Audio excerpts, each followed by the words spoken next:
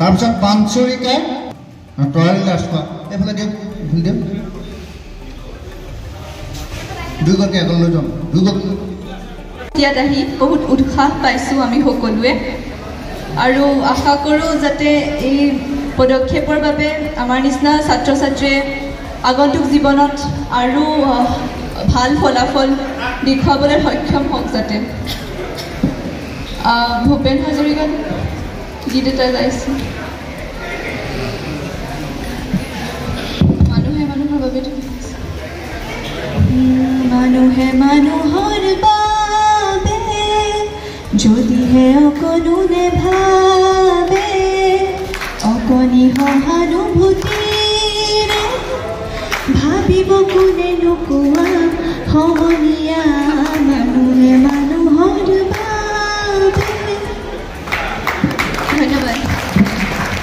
মাহমৰা উন্নয়ন মঞ্চৰ উদ্যোগত অসম চৰকাৰৰ কেবিনেট মন্ত্ৰী যোগেন মোহনৰ ব্যৱস্থাপনাত মৰাণ উচ্চতৰ মাধ্যমিক বিদ্যালয়ত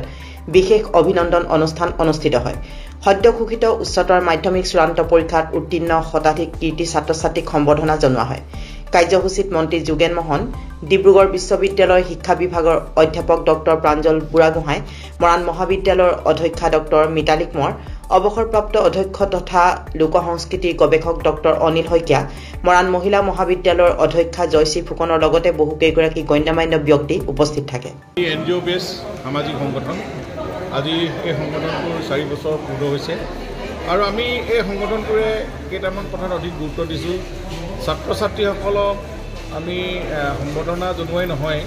তেওঁলোকক বিভিন্ন কোৰ্চৰ যোগেদি তেওঁলোকক জীৱনটো যাতে সুন্দৰ কৰি তুলিব পাৰে শিক্ষা গ্ৰহণত যাতে তেওঁলোকক বিভিন্ন ধৰণৰ কোচিঙে হওক এনেকুৱা ধৰণৰ আমি শিক্ষা ক্ৰীড়া নিবনুৱাকে আদি কৰি বিভিন্ন দিশত আমি সমষ্টিটো আগবঢ়াই নিয়াৰ এটা এনজিঅ' বেছ সামাজিক সংগঠন আৰু আমি ধাৰাবাহিকভাৱে এই কামখিনি আমি 4টা বছৰত কৰি আছোঁ আজি মৰাণ উচ্চতৰ মাধ্যমিক বিদ্যালয় প্ৰেক্ষাগৃহত আমি প্ৰায় 184 ঊৰ্ধত সদ্য ঘোষিত হাই ছেকেণ্ডেৰী ৰিজাল্টত নম্বৰ পোৱা সকলক আমন্ত্ৰণ জনাই আমি সম্বৰ্ধনা জনাইছোঁ মৰম দিছোঁ উদগনি দিছোঁ আৰু তেওঁলোকক আমাৰ ইয়াতে কেইবাজনো শিক্ষাবিদ ডিব্ৰুগড় ইউনিভাৰ্চিটি ডক্টৰ প্ৰাঞ্জল বুঢ়াগোহাঁই আমাৰ ডক্টৰ অনিল শইকীয়া আপোনালোকে জানে এজন শিক্ষাবিদ গৱেষণা আমাৰ লোক সংস্কৃতি সাধক আমাৰ মিতালী কোঁৱৰ প্ৰিন্সিপাল জয়শ্ৰী ফুকন প্ৰিন্সিপাল আমাৰ মহিলা কলেজ এনেধৰণে সেইসকলে শিক্ষা গ্ৰহণত যাতে তেওঁলোকৰ যি নতুন এডুকেশ্যন পলিচিৰ ওপৰত অলপ জ্ঞান দিছে আৰু তেওঁলোকৰ ভৱিষ্যতে যাতে এই আজি যি নতুন এডুকেশ্যন পলিচিৰ মাজেদি ডিগ্ৰীৰ পৰা মাষ্টাৰ ডিগ্ৰীলৈকে কেনেধৰণে আগবাঢ়ি যাব পাৰিব আণ্ডাৰ গ্ৰেজুৱেট আজিকালি হ'ব তাৰ গ্ৰেজুৱেট মাষ্টাৰ ডিগ্ৰী ল'বলৈ 75 মাৰ্কছ পাব লাগিব তাৰ কাৰণে কঠোৰ সাধনা কৰিব লাগিব পৰিশ্ৰম কৰিব লাগিব হাই ছেকেণ্ডেৰী পাছ কৰাৰ পাছত কিখিনি সমস্যা আহি পৰে এই কথাখিনিৰ ওপৰত ভাল ধৰণে বিস্তৃত ব্যাখ্যা হৈছে আৰু ছাত্ৰ ছাত্ৰীসকলে বহুখিনি কথা বুজিব পাৰিছে গতিকে এই মেধা ছাত্ৰ ছাত্ৰীসকল দেশৰ সম্পদ আৰু জাতিৰ গৌৰৱ আৰু তেওঁলোকক লৈ বহুতে সমাজে বা আজি অসমে বহুত আশা কৰে এইসকলে আজি অসমখন ধৰিব লাগিব এডমিনিষ্ট্ৰেটিভত তেওঁলোক যাব লাগিব ডক্টৰ ইঞ্জিনিয়াৰকে আদি কৰি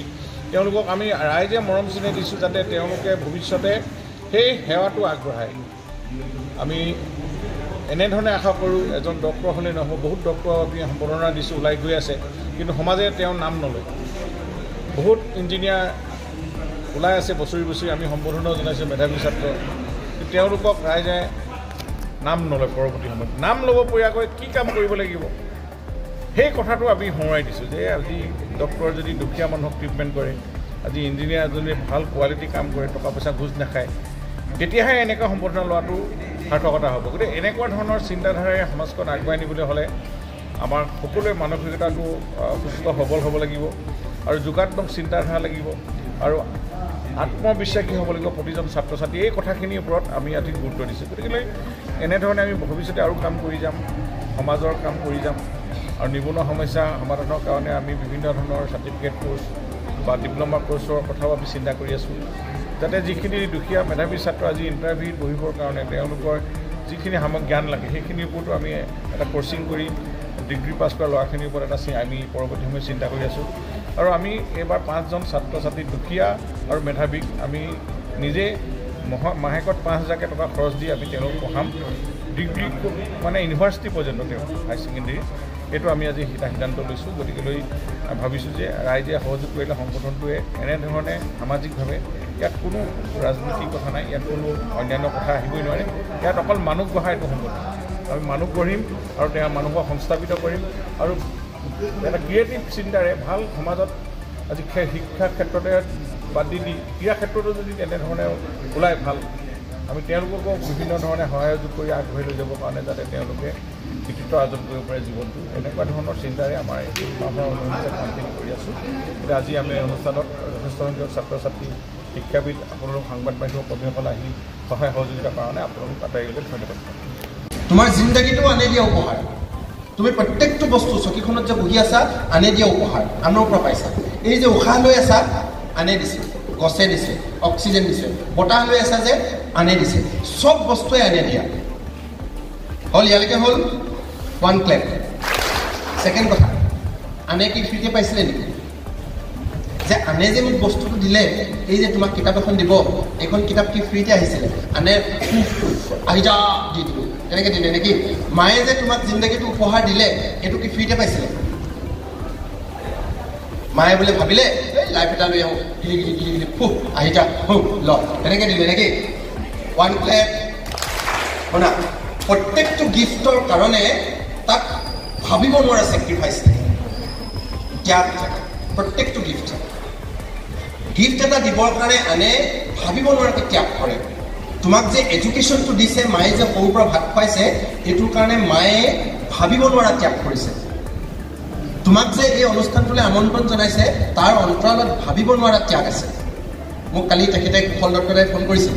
ফোন কৰোঁতে মই খুব ব্যস্ত আছিলে কিন্তু মই তথাপিতো ইয়ালৈ আহিছোঁ ইমান দূৰ বাট কৰি পাই কাৰণ মই জানো অনুষ্ঠান এটা আয়োজন কৰোঁতে উদ্যোক্তাসকলৰ ভাবিব নোৱাৰা ত্যাগ থাকে